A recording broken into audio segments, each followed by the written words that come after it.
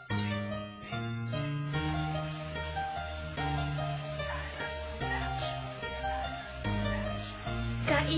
pa ba na ako ang siyang unang umamin nang malaman mong magkatugma itong mga damdamin? Malagay sa sitwasyong nagpipigil na ilabas, sa loobin gumawa ng hakbang papaatras. Dahil matapang lamang sa tingin mo lang iparamdam, kusang nahahalata yan kahit di ipaalam. Totoong pinapakita mong walang dinig na ingay, halong pagkukunwaring biglang mauuwi sa tunay. Subalit hanggang kailan tayo magkakaganito?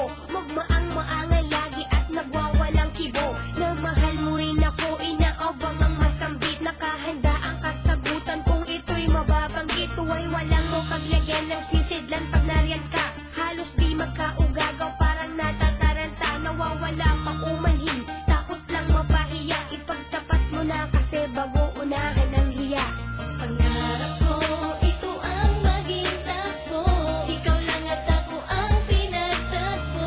At di lang sa mga panaginip ko, kundi sabay sa pagbukas ng mga mata ko. Nag-aabang sa labas ng bahay, hinihintay hawakan mo aking mga kamay. Nagpangarap kong tunay ay pag tayo na di ka na sa aking pamawawala. Kahit pamatid mo na ang lahat tungkol sa akin, kulang yun pag di lubos-lubusan mong kakausapin man na. Natiling lihim na di pwedeng ibunyag, lilitisin ang pag-ibig sa batas kong nilabag. Magmahal ng taglaga sa tagsibol na panahon, ako'y pahintulutan sana ng isang pagkakataon. Mahulog ang iyong loob na kamay ko ang sasalo, pilitin kang ibigay sa'kin ng rosas mula sa'yo. Malugod yang tatanggapin sa bunying nag-uumapaw, tapuan ng kilig kaya hindi magkaumayaw. Mag-ipon ng sandali para mapunan ng saya, magyayang kumain sa labas at ikaw ang taya. Paunlakan kang itanong kung meron ka bang pag-asa mo, pagbibigyan kita sa ligaya'y magpakasaka.